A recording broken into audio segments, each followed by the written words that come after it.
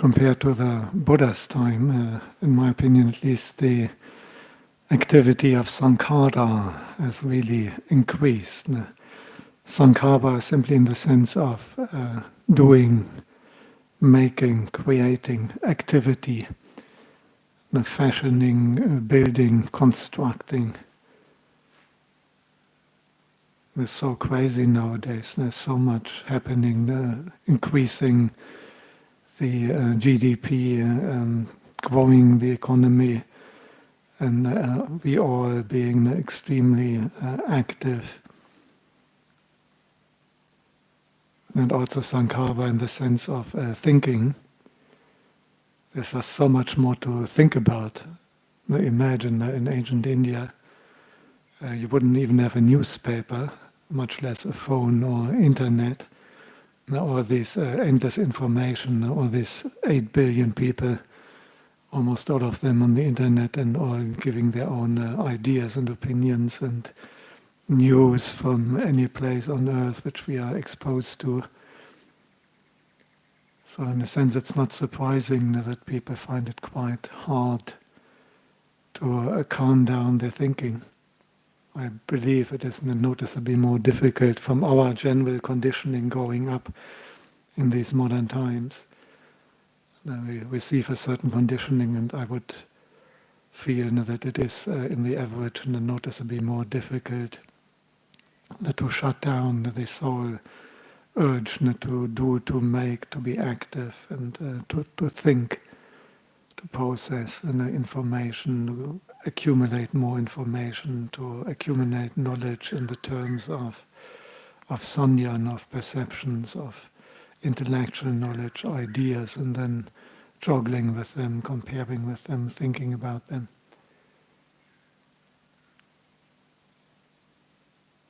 And however, there are two kind of different practices.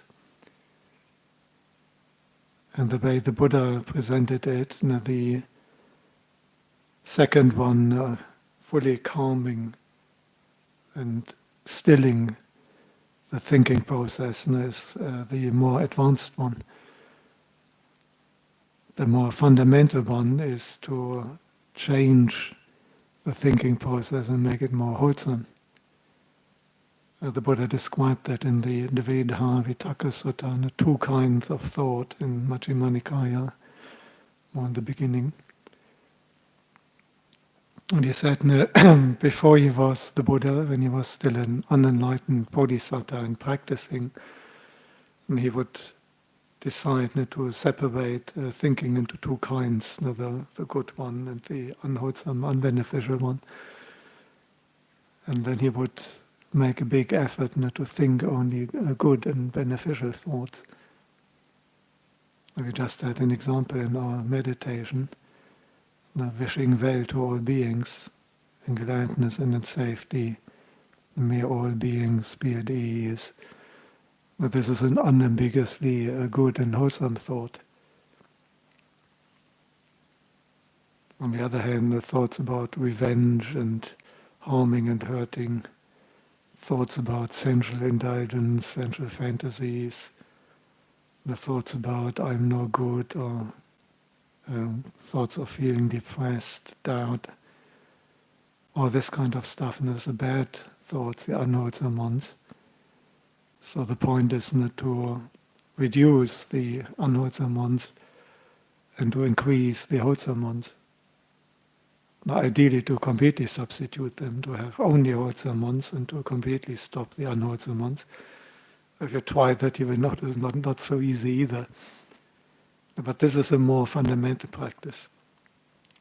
And once the Bodhisattva, as he explains to us, once the Bodhisattva could just think some good thoughts for a really long time, even the whole day and the whole night, just thinking these good thoughts, then it occurred to him that even thinking only wholesome thoughts, the mind thinking so much is still far from real samadhi, from real internal unification in samadhi. And then he would stop thinking completely and settle down on a non-verbal meditation object. and unify his mind and samadhi. But in this description he did that now after he could think really wholesome for a long, long time. So it's good to check out, not just in our formal meditation, but throughout the day. What is the percentage there? What is the proportion? How much of our thinking is really unambiguously good, beneficial, wholesome? How much of our thinking is still controlled by the defilements largely? And if we find that 90% of the thinking is either, some thinking is also neutral. Just thinking a little bit about what one has to do or organize. It's neither really unwholesome or unwholesome, or some kind of echo of conversations you had. So there's also certain percentages, maybe more neutral. But check out what is throughout the day, what is the percentage? And if you have 90% more like unwholesome thoughts of sensuality and fantasies and grudges and complaining and blaming and I don't know what, then it will not really be possible, I think, I feel pretty sure on that, for 1 hour informal meditation to only think good thoughts. If throughout the day it's 90% not so good, that would be too much, cannot change it so much, even when you really try in a 1 hour session. And if we can't do that, then I think it will be extremely difficult to completely stop thinking for a longer period. Meaning it will be extremely difficult to unify the mind fully in samadhi. So we have to practice what is called wide effort, samma vayama. And number six in the Noble Eightfold Path. To make an effort not to allow unwholesome thoughts to arise, not to allow anger and jealousy, conceit, depression, doubt, restlessness, not to allow that kind of thought to come up in the first place. And if they come up, not to make an effort to abandon them. If there's a thought of anger, the best way of abandoning them is bringing up thoughts of loving kindness, substituting them with a wholesome opposite. So making an effort, the third wide effort, making an effort to arouse, to bring up wholesome thoughts. And then to maintain these wholesome thoughts, to further develop them. So that is the definition of a wide effort, and we have to do that throughout the day. And once you have throughout the day 90% good thoughts, loving kindness or compassion, may all beings be free from suffering, may you be free from sickness, from illness, may you be free from aggression and attacks, thoughts of mudita, rejoicing in someone's generosity and someone's virtue, and someone's progress in the Dhamma. The thoughts of gratitude, thoughts of faith and affection to the Buddha. Iti piso bhagava adahang samma sambuddho. This is another totally wholesome, beneficial thought. All around, you can't find anything negative, unwholesome, harmful in contemplating the qualities of the Buddha, thinking about the qualities of the Buddha. Supatipanno bhagavato savaka sangho. The same thing, contemplating the Sangha. So there's many, many themes which are unambiguously good and wholesome, and which we can think throughout the day.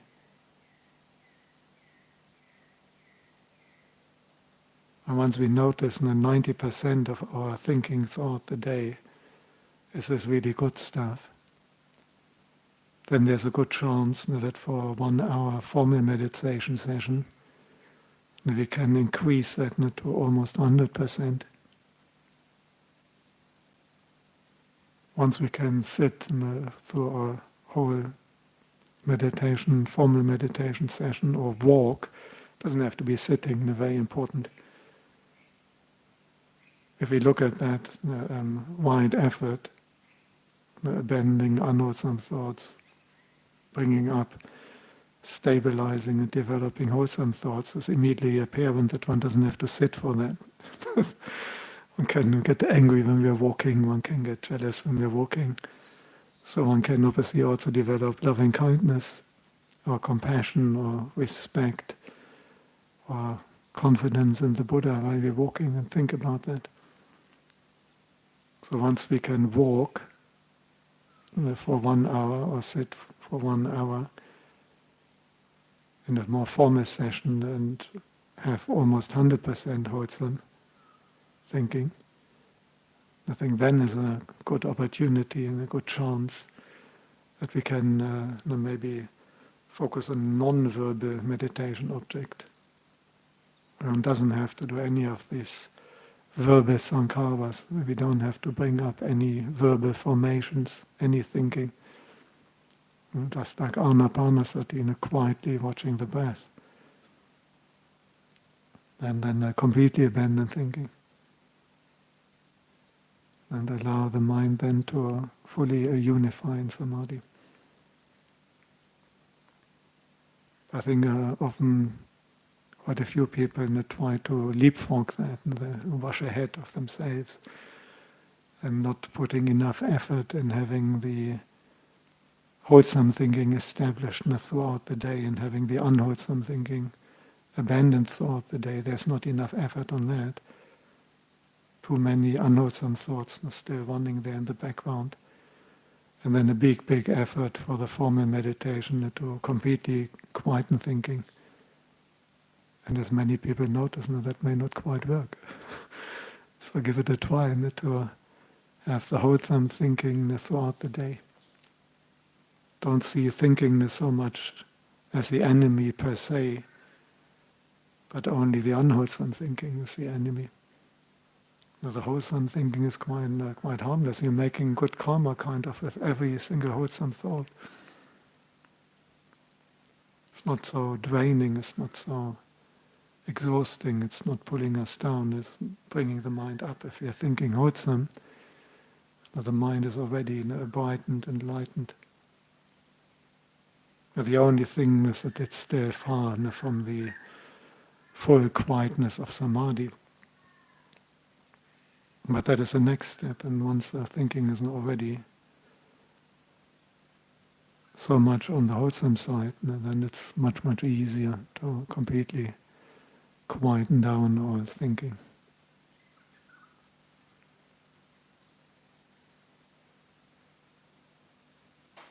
There's a few things that come to my mind, and I'd like to open up any.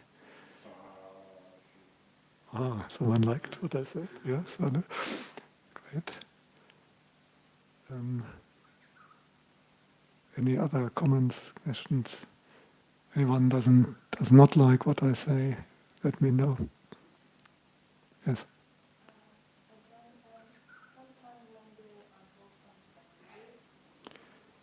Yeah, very good question. Someone points out, occasionally it can happen that we're already making a very strong effort of thinking really wholesome, good thoughts, but there's some unwholesome thinking that is too overpowering and we just can't stop it. We can't really establish wholesome thoughts. This thing just comes up, whether it's anger or depression or whatever defilement is giving energy to this thinking is just too strong.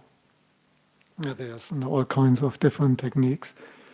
The one is contemplating the danger in these thoughts. Another one is to not directly trying to substitute it with the wholesome one, which is always the best, but to just try to gradually reduce their momentum and allow them to run out of momentum. And sometimes nothing may really work, and then it's important to not latch onto it too much. And it's possible, one has to understand that, and one has to then acknowledge that currently there's some unwholesome mind state that is too strong and I cannot stop this kind of thinking, then the job is to at least not to allow it to spill over in speech and action. And then already one can be quite happy if one can prevent that much. That we shouldn't be too despondent that I can't control that thinking. It's very difficult to control thinking. That's a practice of samadhi. And only a person who has completed the training in samadhi, basically an anagami, or someone, maybe not an anagami, but at least in a very, very good samadhi, only they can really kind of control thinking. Below that level it will still occur that we get overwhelmed by the defilements, and not to blame oneself too much, and to be happy if at least we can prevent it from coming out into speech or action. And something which I sometimes do, and then maybe not to resist them, because if you really, really try too hard to stop these thoughts or to substitute them, and you just can't do it, and it can become counterproductive at some stage and just overwhelming. And give them too much attention with that effort, and I sometimes just keep them going, but kind of in the background and try not to engage with them. So you just see it as not you, it's not really me, it's just like some television program or radio running in the background. And sometimes it can be quite successful in the moment when you no longer really fight them, you just, okay, but you just look at them, you distance yourself, you keep them going. After some time they weaken. So one has to apply the different techniques there. One other one is also distraction. If it's so overwhelming, then sometimes we can use wholesome distraction. One good way of establishing wholesome thinking is actually chanting and learning chanting by heart. Now this is a kind of the easiest way of aligning one's thinking more with the thinking of the Buddha. It's not yet quite the same because it doesn't really come from ourselves, and we're just learning it by heart, but it's a fantastic way of increasing the wholesome proportion of the thinking. So if we can't really deal with these powerful negative thoughts, the one option is to do Buddha puja and do the chanting, and like what we do here. If it's very strong, it may help to put on the loudspeaker and to have the chanting going loud, and then just joining in or listening to a Dhamma talk. In that sense, you're not really thinking, but intently listening to a talk. Now, that usually also means that you're thinking in line with that talk. And if it's a good teacher, there's another way of fairly easily improving the percentage of wholesome thinking.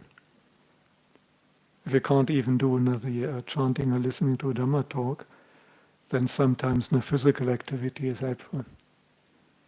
And for example, exercise is a good thing. And one can do exercise very mindfully, then it becomes almost like still a mindfulness exercise. And because that is coarser than thinking, that can help us. And if the negative thoughts, emotions are too overwhelming, then engaging in a real physical activity can help us, because the coarser one can often blot out the more subtle one. Or doing a good cleaning job. And if you really quickly and diligently do a really good cleaning job, or little maintenance, little work that need to be done around the house, that can be an excellent way of overcome a really strong negative mind state with many bad thoughts, which we, sitting still and just trying to think the opposite, may not be able to tackle. So you have to be very resourceful and address it from all angles and try whatever works. And sometimes you may just need some distraction in lay life. If it's very strong, I think that even listening to some good music is a better thing than being lost in a very unwholesome emotion, if that helps. It doesn't really work so well on 8 precepts, but in lay life I think it's quite okay. Of course, if you can overcome it by doing some Buddhist chanting, is better. if we can overcome it by thinking meditatively, like a real metta mantra is even better. But if that doesn't work, some minimum unwholesome distraction can also be good. Meeting good friends in our own mind, then it can be very helpful to have contact with other humans. That's why you have kalyana mittas. And then they can give another input. And when you're hanging out with a group of good friends, all these overwhelming emotions and thoughts may not be very strong while you're doing that. Sometimes it's also something one may have to discuss. And again, this is why it's good to have some real kalyana mitta. One reason that the negative emotion and the thoughts may be so overwhelming can be that it's something which we have to bring out a little bit or share. And an empathetic listener, or maybe then makes a few empathetic, helpful comments, it can be very releasing, can be very helpful. So a wide range of things, you have to try from all sides. Don't try always the same. And if something doesn't work, don't give up, try something else. If that doesn't work, get some good friends in. If it doesn't work, do some distraction, some exercise, some work, good work, cleaning, and so on.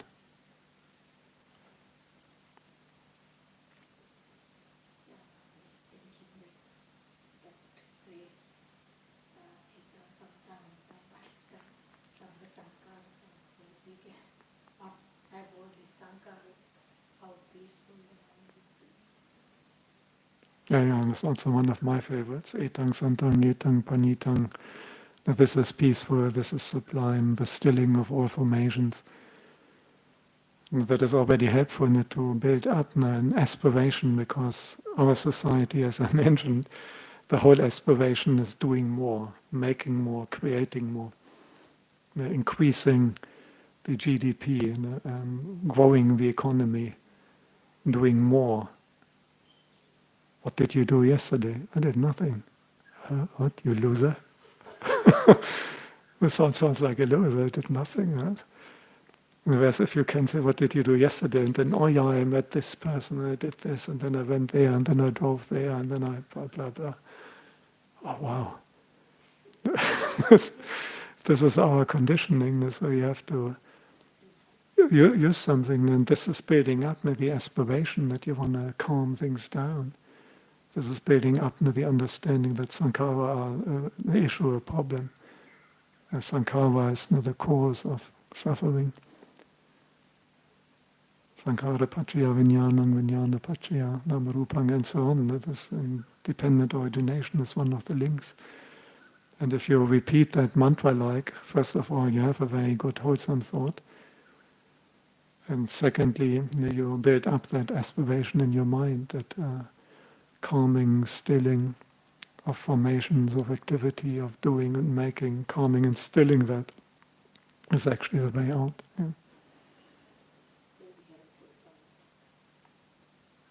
Yeah, go for it. You can think that all day and all night. If you can think that all day and all night, etang santang, etang panitang, yadidang sappa sankhara samato, and so on. If you can think that all day, all night, after that it may be quite easy to completely stop thinking, unify the mind fully in samadhi. Okay, I can share merits with all beings on page 33 in the chanting book. Now let's chant the verses of sharing and aspiration. Through the goodness that arises from my practice, may my spiritual teachers and guides of great virtue, my mother, my father, and my relatives, the sun and the moon, and all virtuous leaders of the world, may the highest gods and evil